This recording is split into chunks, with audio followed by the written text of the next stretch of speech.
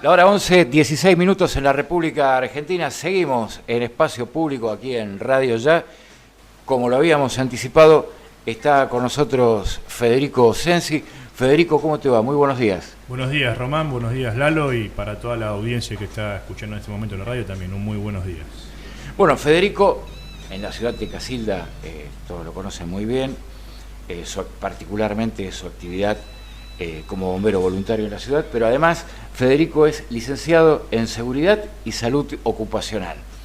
Y por su otra actividad, que es de la que no te podés separar, creo que la de bombero, estás permanentemente en contacto con la realidad en la ciudad y la zona aledaña, porque muchas veces los bomberos voluntarios de Casilda socorren en accidentes que se producen fuera de la localidad, pero además por tu formación específica tenés un caudal de información que nosotros queremos compartir con nuestra audiencia. Nosotros fuimos planteando, un poco el contexto general del automóvil en el mundo. Escuchamos dos informes relacionados con la contaminación, pero está el otro problema acuciante o cada vez más acuciante a medida que se incrementa el parque automotor, que es el problema del tránsito y los accidentes que se generan a partir del tránsito.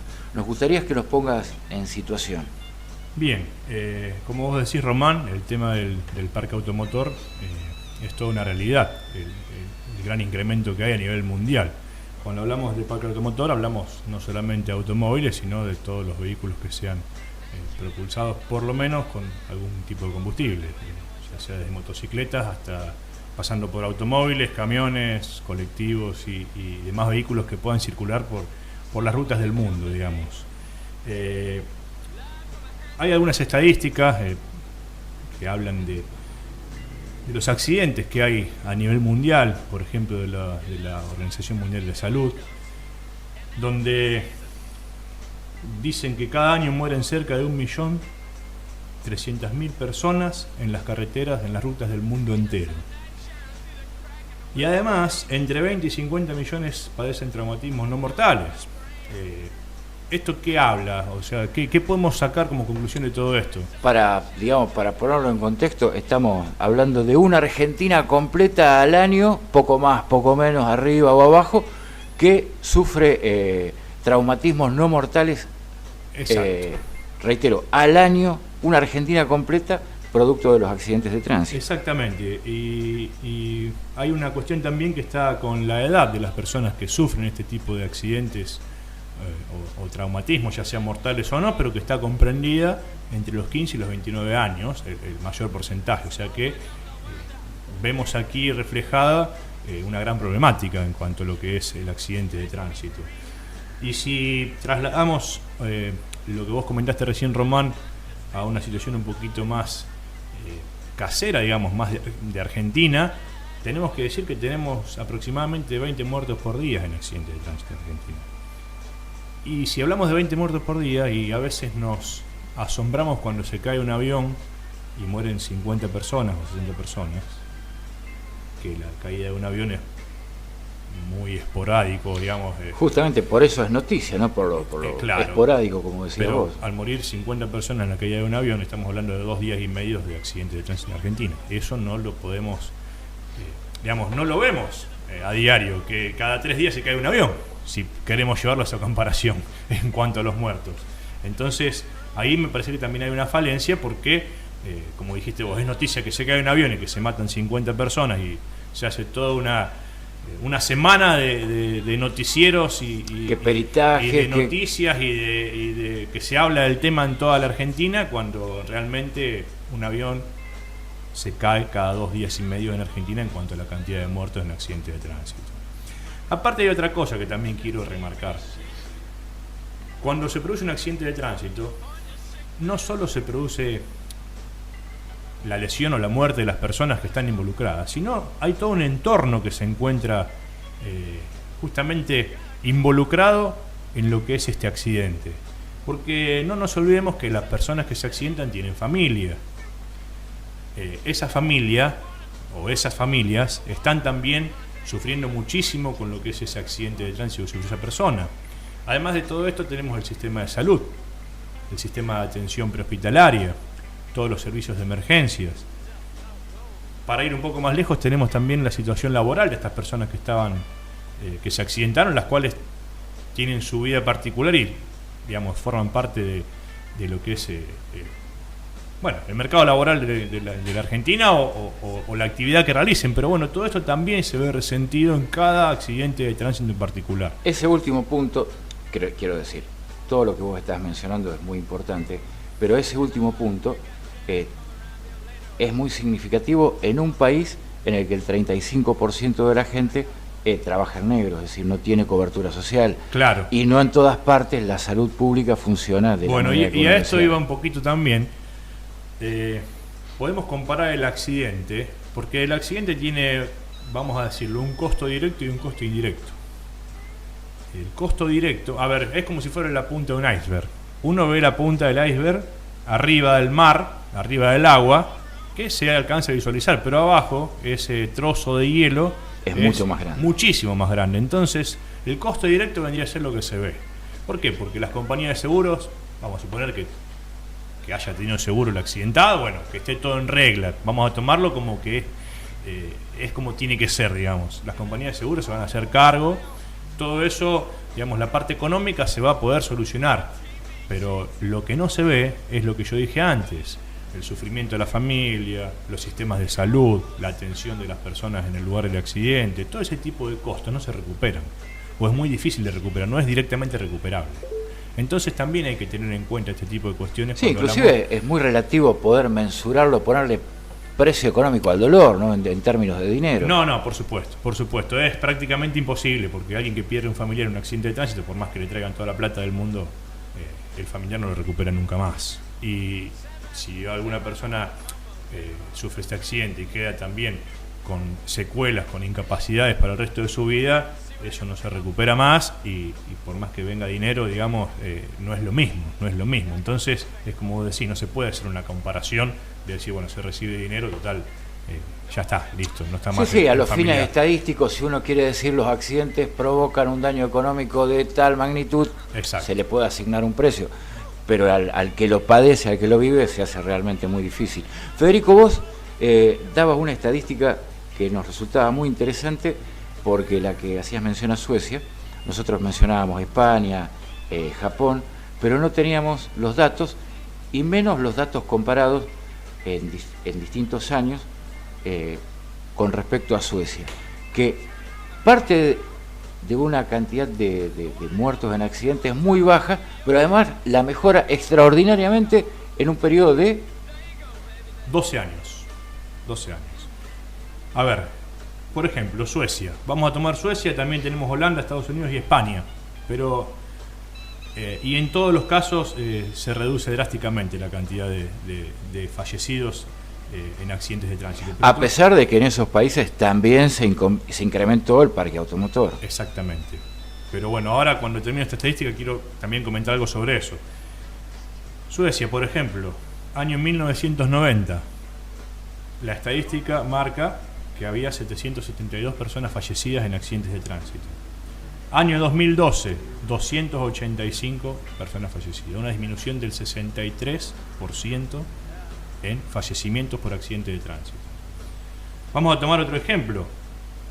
España, 9.032 muertos en el año 1990. Año 2012, 1.903 muertos, un 79% menos. Bueno, y así tenemos Estados Unidos, Holanda también, con Estados Unidos con un 25% menos de muertes y Holanda con un 59%. Argentina, año 1990, 7.075 muertos. Año 2000, 7.545 muertos. Año 2008, 8.205 muertos. Año 2012, 7.400, ahí bajó un poquito, pero la disminución desde el año 90 hasta el 2012 no hay disminución, hay aumento. Vamos a corregir un error, antes dijimos que eran 12 años, son 22 años. 22 años. Pero bueno, acá esto demuestra que en Argentina por lo menos no se hace lo que se tiene que hacer como para disminuir los accidentes de tránsito.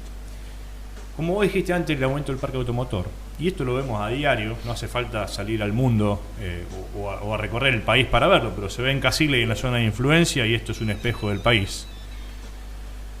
El parque automotor se incrementó notablemente.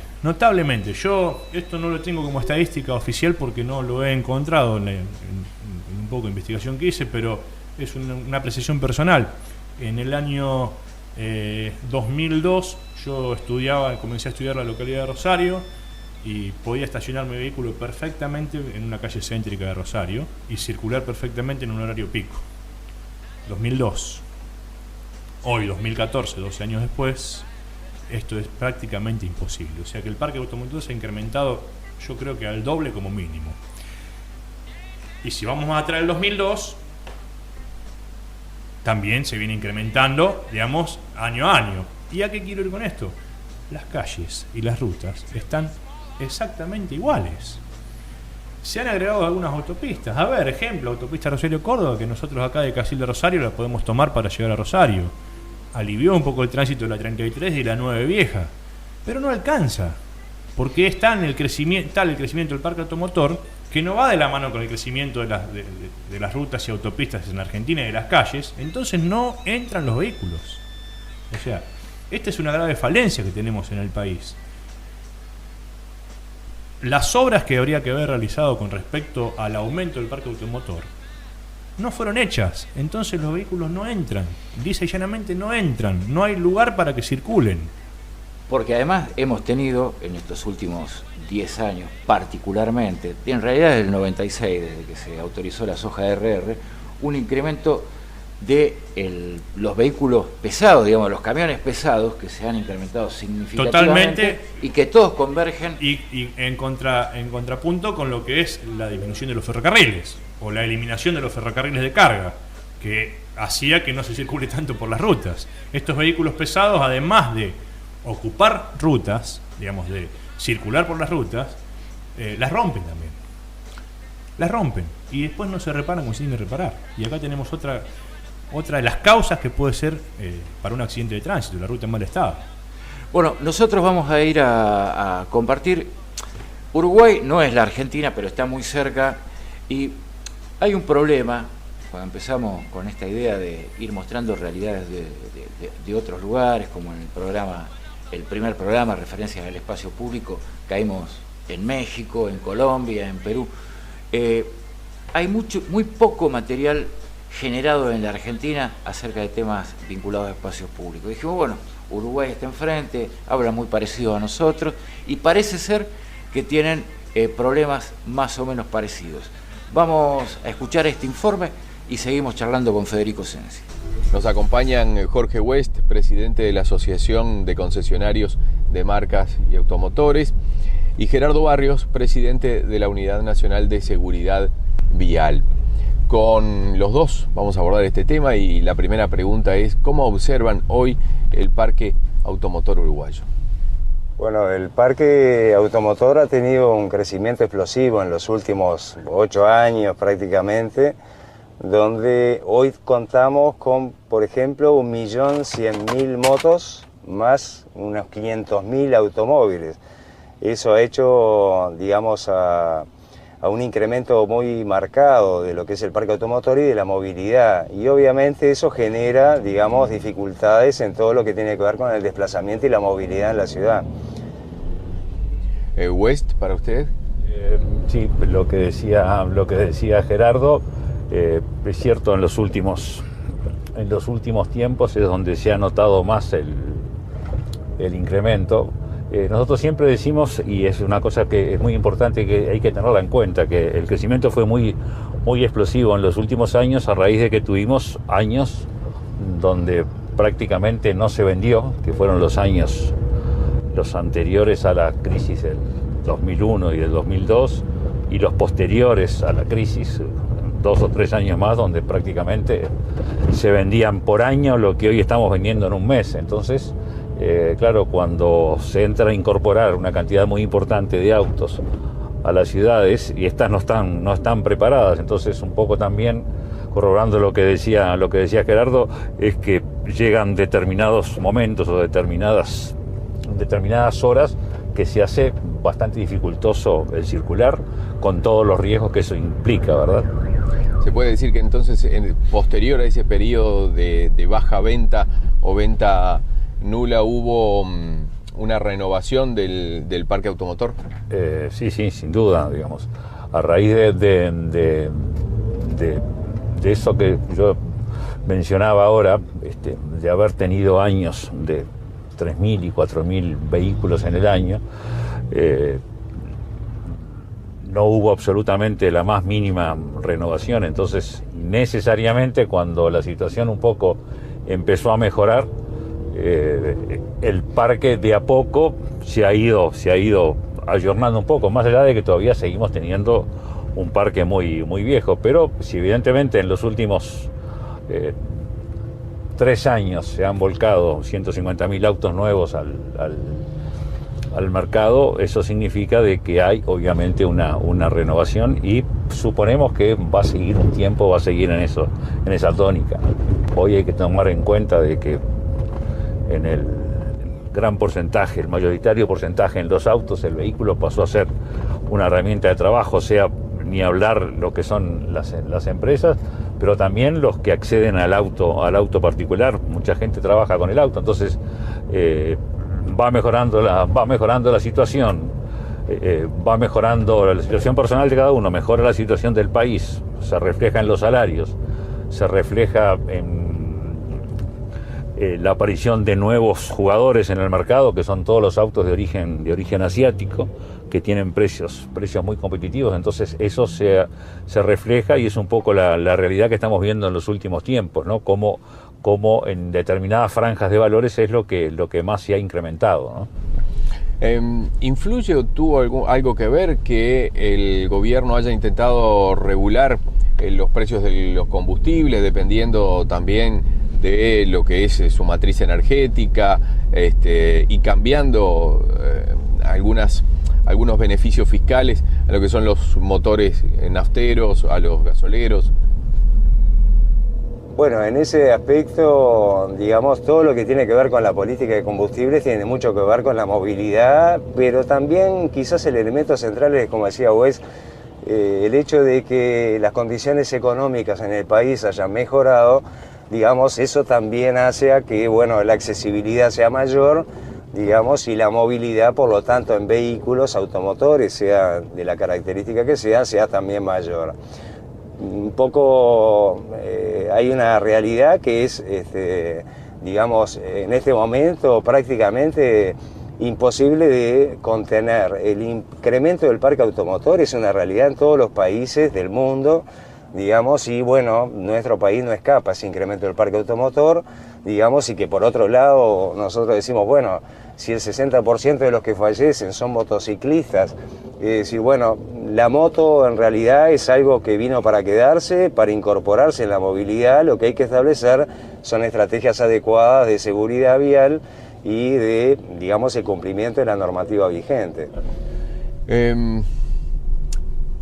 West, o cualquiera de los dos invitados, en esa proyección que hacen ustedes hacia el futuro, ¿puede continuar incrementándose el parque? ¿Puede cambiar? Hay una cantidad de vehículos de origen asiático, como decía usted, que también están llegando al mercado y haciendo más accesible conseguir un vehículo y utilizarlo como medio de transporte, ¿no?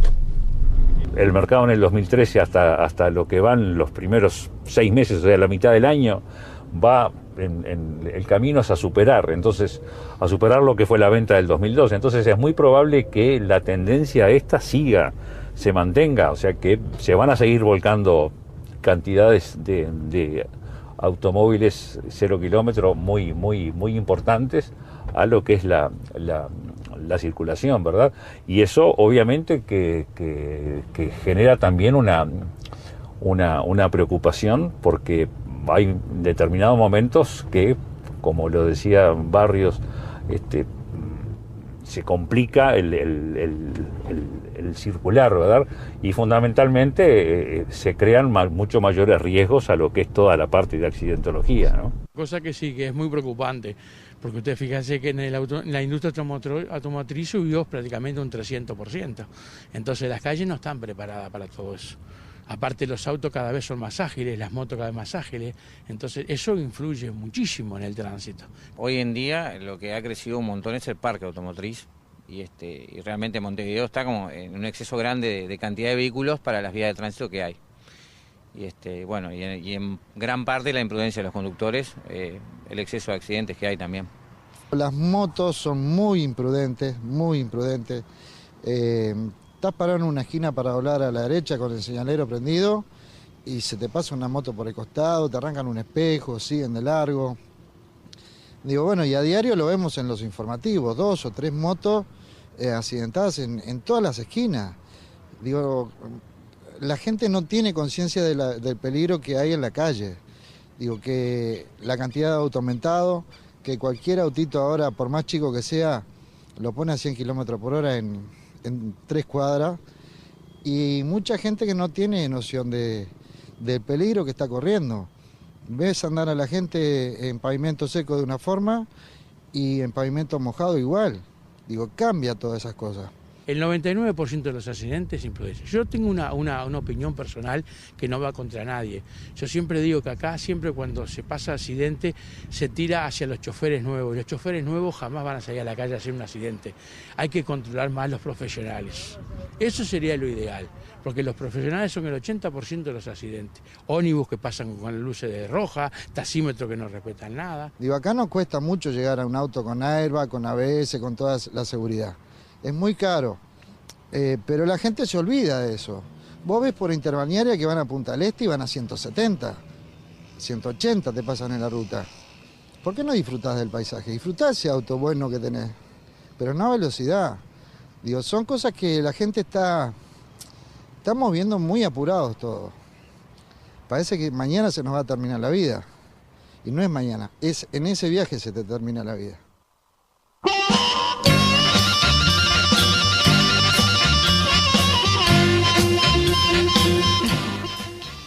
Información, o mejor dicho, opiniones e información también provista por nuestros vecinos uruguayos que al parecer padecen más o menos los mismos inconvenientes que padecemos nosotros con respecto al tránsito.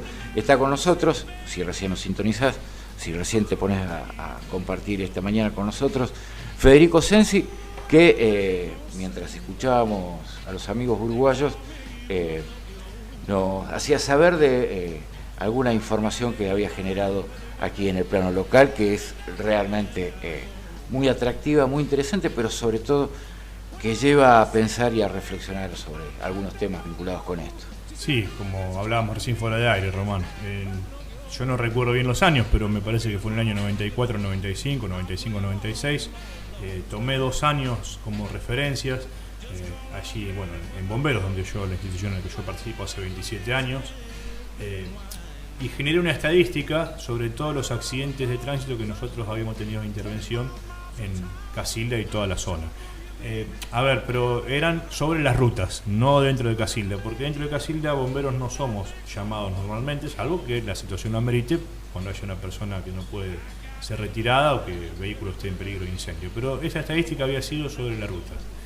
Y entre otras cosas, entre otras cuestiones, porque esto hablaba también de, bueno, qué porcentaje de accidentes frontales, qué porcentaje de accidentes por alcance, qué porcentaje de accidentes laterales, pero entre otras cuestiones algo que me llamó mucho la atención y que se vio bien reflejado en este informe que yo había realizado, era una comparación entre los días de lluvia y los días de sol, o los días de condiciones climáticas normales, porque de noche también fue tomada esta estadística, este informe, donde como resultado arrojaba de que en los días de lluvia se producían menos accidentes de tránsito, pero las consecuencias eran más graves. Las personas sufrían lesiones de mayor gravedad o la muerte, y los días de sol o los días de condiciones climáticas favorables o normales se producían bastante más accidentes, pero con consecuencias para las personas, para los conductores y sus acompañantes, con menos nivel de gravedad.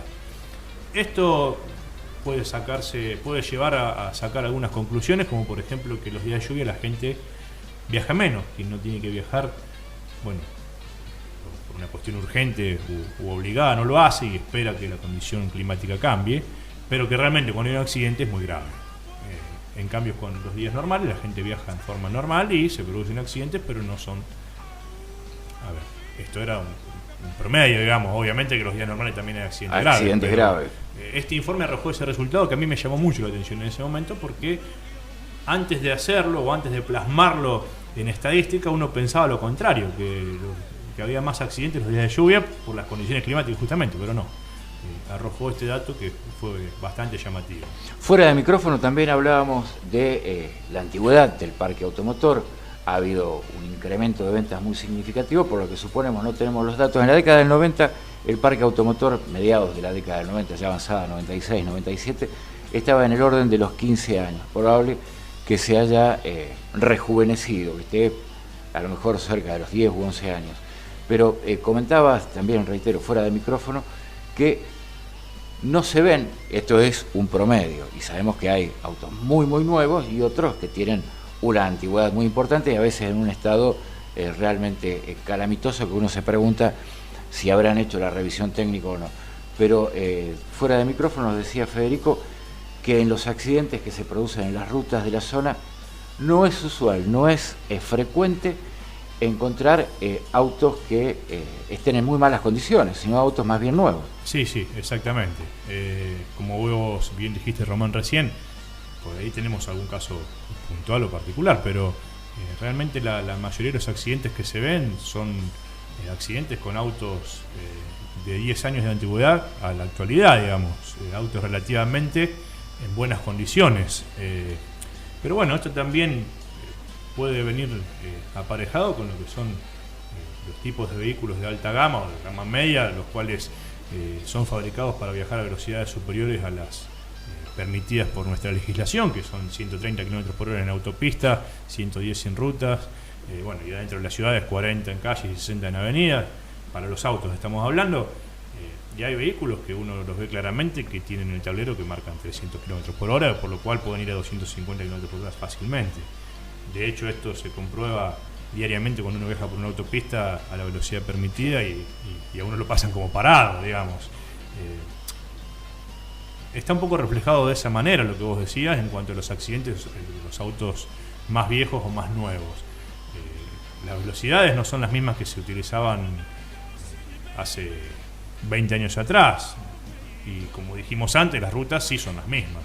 Bueno, hay algo que uno no puede modificar, es decir, sí, debería modificarlo el Estado en todo caso, en forma directa o arbitrando licitaciones o lo que fuera, pero el conductor, quiero decir, eso no lo puede modificar. Sí podés modificar, en cambio, atento a que eso no ha cambiado, a que el parque automotor se ha incrementado, a tomar vos como conductor más resguardo. Sin embargo, como en muchos otros temas, parece ser que el problema de los argentinos no es la falta de información, sino lo que hacemos con esa información, que es conocerla pero ignorarla en la práctica. Sí, yo creo también que acá hay un problema de base en cuanto a la educación. No solo en lo que es educación vial, sino en cuanto a lo que es prevención, que es el área en la cual yo me manejo cotidianamente. Hay alguna falencia en cuanto a la educación desde el nivel primario. Porque si bien uno en las escuelas primarias nota que se ha comenzado a hablar de esta problemática en cuanto a la seguridad vial, con charlas, con muchas organizaciones que se presentan en las distintas escuelas para explicarle a los chicos y todos, pero yo creo que tiene que ser algo mucho más sistemático lo que es la educación vial, así como la educación de prevención contra incendios, la educación de prevención de seguridad, la educación sexual. Hablamos de educación desde la escuela primaria, desde la base. Yo tengo un ejemplo en cuanto a lo que es prevención contra incendios, porque también, bueno, por mi actividad bomberil estoy mucho relacionado con el tema de prevención de incendios, en el cual mi sobrino en una oportunidad, él tenía 6 años, 7 años y bueno, hoy ya tiene 13 años, salía a cenar conmigo, y él me preguntaba sobre los matafuegos, yo le explicaba, le contaba cuál estaba cargado, cuál no, cómo tenían que estar ubicados, el por qué. Bueno, Y en una oportunidad, él concurre con esa edad a un pelotero infantil aquí en Casilda, que ya no está más, pero no vamos a decir ni dónde estaba ni quién era, pero concurre un pelotero. Y cuando mi cuñada, la madre, lo va a buscar al término del cumpleaños, sale el dueño y le dice: señora, mire, su hijo me preguntó el matafuego, yo todavía no lo tengo, ya lo voy a adquirir porque recién estoy empezando, pero él me preguntó dónde lo tenía, le quería pedir disculpas. Bueno, a ver, ¿qué quiero decir con esto? Que si el chico es educado desde la escuela primaria, desde la base, en este caso hablamos de protección contra incendio, pero en todos los ámbitos, después cuando llegue a quinto año y vaya a Bariloche, no va a abrir un matafuego dentro del hotel para jugar. Va a respetar el matafuego para el caso de que haya un incendio y va a saber cómo utilizarlo. Lo mismo con la educación vial. Cuando tenga que manejar a los 18 años no va a tomar alcohol para manejar, porque ya recibió una educación vial de base. Bueno, acá lo que está faltando mucho es esa educación vial. Entonces, generación tras generación, sigue la falencia en la base de la educación vial. Y como vos decís, Román, nosotros conocemos las leyes, conocemos la información, pero bueno, tal vez algunos no la respetan. Y a la falta de educación, no me importa nada a los demás, porque ese también es otro tema. Cada uno le importa en sí mismo y no se fija en el tercero, y así nos pasan las cosas. Porque incorporar conocimientos es relativamente fácil, lo difícil es modificar conductas, y eso lleva mucho tiempo. Nosotros no tenemos una conducta preventiva en Argentina. El argentino en general no tiene una conducta preventiva. Actuamos por reacción, no por prevención. Actuamos después que nos pasan las cosas. A lo mejor si tenemos un accidente, y bueno, después nos vamos a cuidar un tiempo. Y después empezamos de nuevo a hacer lo que veníamos haciendo y no nos importa nada, porque hemos ido, nosotros en bomberos hemos ido a accidentes donde la persona involucrada a lo largo de 10 años tuvo 3 accidentes. Más allá de quién tiene la culpa o no, o sea, esto no está en tela de juicio porque uno no hace pericias, no lo podemos saber, pero la misma persona involucrada algo está diciendo, algún mensaje está dando. Exactamente. Es el país de las campañas en oposición a las políticas de Estado. Totalmente. Tramo final de nuestro programa, estamos llegando a la hora 12 del mediodía, la hora en que nos despedimos, pero vamos a seguir conversando hasta esa hora con Federico Sensi, que además tiene algunos datos concretos, prácticos para aportar que hacen a la seguridad, y en este caso a la seguridad vial.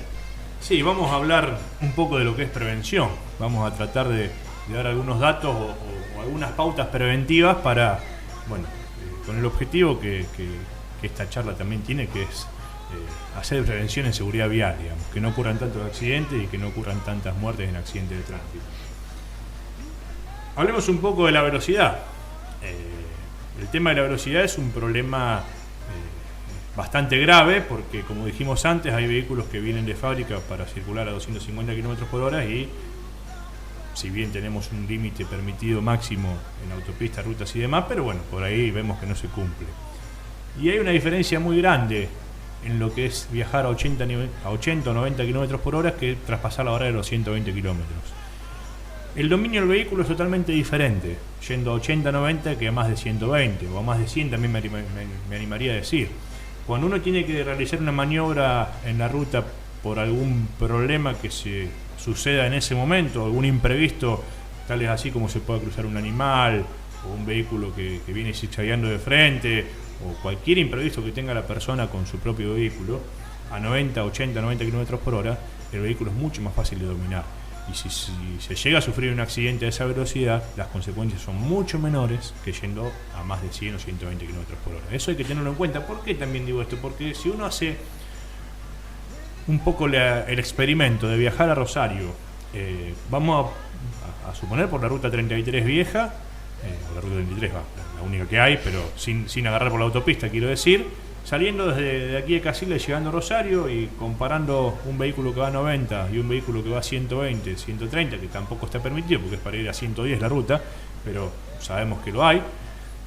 Cuando llegamos a los semáforos de la entrada a Rosario nos vamos a encontrar los dos, porque el promedio de 90 es mucho más sostenido que ir a 120, 130, el cual tiene que bajar muchas veces la velocidad y se va a perder ese promedio. Entonces, y así no nos encontremos, y esto también lo quiero plantear, así no nos encontremos en la entrada a Rosario, vamos a llegar con 5 minutos de diferencia. Y realmente 5 minutos de diferencia en la vida de una persona no...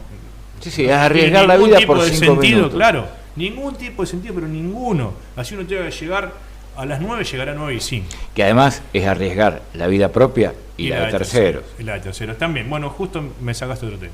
el tema del manejo defensivo. A ver, uno tiene que siempre, como bien dijimos, la velocidad, tanto en rutas como dentro de la ciudad, manejar en forma defensiva. Siempre tiene que estar atento a la maniobra que van a hacer los otros conductores para poder reaccionar en forma propia. Siempre, llevar las distancias de frenado como corresponde, entre vehículo y vehículo, estar atento a las maniobras que los vehículos que van adelante, atrás, con los espejos retrovisores, por el parabrisas con los que vienen de frente, permanentemente para poder reaccionar en forma defensiva. Y además, ceder el paso, no ponerse picante con otros vehículos, a discutir, ni a decirle, ni a querer, cuando por ejemplo uno lo sobrepasa en la ruta, aumentar la velocidad para que no tenga lugar para que ingrese el otro vehículo que nos viene pasando. No, al contrario, frenar o disminuir la velocidad, no frenar, pero disminuir la velocidad para que tenga lugar, para facilitar que el otro vehículo pueda ingresar a nuestro carril. El manejo defensivo es fundamental en lo que es la seguridad vial, porque si todos manejáramos en forma defensiva, los accidentes bajarían mucho menos, porque todos estaríamos cuidando nosotros y estando atentos a lo que hace el otro. Pero si realmente lo hacemos todos, eso sería una muy buena medida de seguridad. En cuanto al uso del cinturón de seguridad, el uso del cinturón de seguridad, si bien se ha ido incrementando en los últimos años, yo creo que también más por una medida de control que se ejerce que por una conciencia propia que salva realmente la vida, porque el cinturón de seguridad ni más ni menos salva la vida. Pero bueno, no lo veo que se use adentro de Casilda o adentro de las ciudades. Y sí se usa en Rosario, adentro de Rosario. ¿Y qué diferencia hay usarlo dentro de Casilda y adentro de Rosario? Bueno, a propósito de eso de los controles, que efectivamente creo que va por ese lado, en algunas localidades, estoy pensando en voz alta, en Pergamino, hay una ordenanza que obliga al uso del... A lo mejor ha quedado librado a competencia municipal, desconozco. Sí, no conozco también bien cómo es la Ley Nacional de Tránsito, cómo se aplica en Casilda, si tiene que Casilda hacer una ordenanza para adherir a esa Ley Nacional de Tránsito. Pero la Ley Nacional de Tránsito obliga el uso del cinturón de seguridad, así que...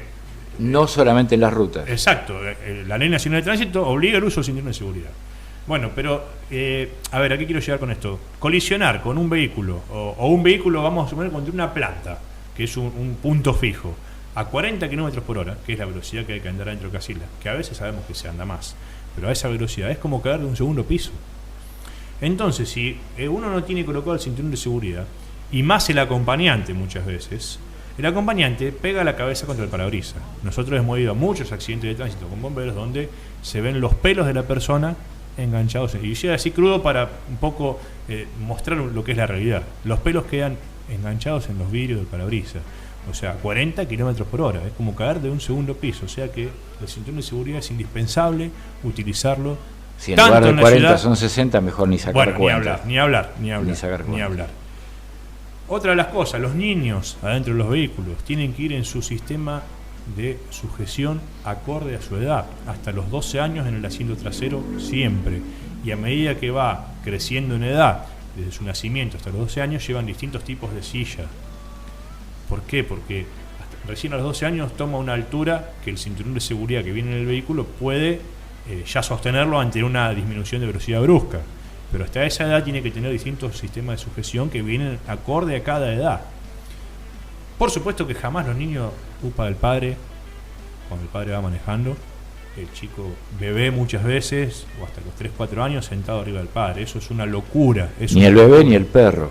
Bueno, no, ni hablar, el perro adelante que se le sale por la ventanilla, eso ya es un tema de distracción, pero cuando hablamos de un niño estamos hablando del propio hijo muchas veces. Sí, es increíble. Es una cosa que uno que tiene hijo no lo puede entender, cómo suceden esas cosas. Pero el niño tiene que ir siempre en el asiento trasero y en su sistema de sujeción. Y todos los integrantes del automóvil con el cinturón de seguridad colocado. Otra de las cosas, Román, el tema de las luces bajas encendidas. Es muy importante el luces bajas encendidas. Esto, o sea, no voy a decir nada nuevo, porque el llevar las luces prendidas de día, de noche uno las prende porque no ve. O sea, pero de día no es para ver, es para que uno lo vea. Es para que uno lo vean. Cuando uno va en la ruta y va a sobrepasar un vehículo y de frente viene un auto sin luz, es terrible la diferencia que se nota con el que viene con luz, porque uno puede calcular la distancia en la que viene, un montón de cuestiones, y todavía en la ruta se ven vehículos que vienen sin luz. Es increíble. Yo no sé cómo no se pregunta el conductor por qué todos los demás tienen la luz prendida y no la trae. O sea, es una cosa que uno no lo puede entender a veces. Y dentro de la ciudad también. Más considerando puede parecer anecdótico, pero creo que es importante. El gris plata compite cabeza a cabeza con el blanco como el color más frecuente en los automóviles. Un color casi invisible en la ruta. Totalmente. Eso también hay que tenerlo en cuenta. El color del automóvil se confunde con el pavimento de la ruta. O sea, se mimetiza con el pavimento y muchas veces no se lo puede ver. En cambio, con la luz prendida se ve perfectamente. O sea, la persona que dispuso que las luces encendidas tienen que ser obligatorias no lo hizo por un capricho de decir, vamos a prender las luces. Atentar contra el calentamiento global. Claro, o contra la lamparita del foquito del auto, que dice, no, se me va a quemar el foquito antes, porque hay gente que te contesta eso. O la batería, claro. O se me gasta la batería. Bueno, no, tiene un fundamento. Y adentro de la ciudad lo mismo, porque dentro de la ciudad, cuando uno viene por una esquina, y se ven antes las luces que el vehículo, se ve antes el reflejo de la luz que el vehículo que viene circulando. Dentro de la ciudad también, el paso por la derecha. O sea, la prioridad de paso que tiene la derecha en una esquina. A ver, se producen muchos accidentes en una ciudad, porque cuando vienen dos autos por una esquina, en calles que se cruzan, ninguno de los dos frena. En las esquinas hay que frenar en todas las esquinas. Una vez que frenaron los dos vehículos, quien debe arrancar primero es quien viene por la derecha. Esa es la prioridad de paso, digamos. No es para que el que venga por la derecha no frene. Es para que los dos frenen y quien debe retomar la circulación es el que viene por la derecha. Es para ordenar ese sentido, porque si no arrancarían los dos, se pelearían quién va a arrancar primero y quién no. Otro dato importante, pegadito nomás al ejemplo que vos estás dando, tiene que ver con cuando se dobla se pierde la mano, corregime si me equivoco. Claro, exactamente. Cuando se dobla se pierde la mano. Entonces, no importa si venís por la derecha, frenás y pasa el otro vehículo. Yo con respecto a esto también quiero decir algo. O sea, muchas veces, como decís vos, no importa quién viene por la derecha, quién viene por la izquierda, si en una rotonda uno viene circulando y le corresponde el paso al que viene circulando. Hay que frenar siempre en las esquinas. Hay que frenar siempre, porque el vehículo después que se va a romper es nuestro vehículo. Y podemos tener seguro contra todo riesgo, tener un seguro común, lo que sea, o que el otro seguro nos pague, o tener mucho dinero y comprarnos otro auto, o quedarnos en la calle. Pero el que se rompe es nuestro vehículo. O sea, y ni hablar de los daños a la persona. Ni hablar. Estamos hablando de lo mínimo, que es el daño material, que se soluciona el daño material. Otra de las cuestiones también es la utilización del casco.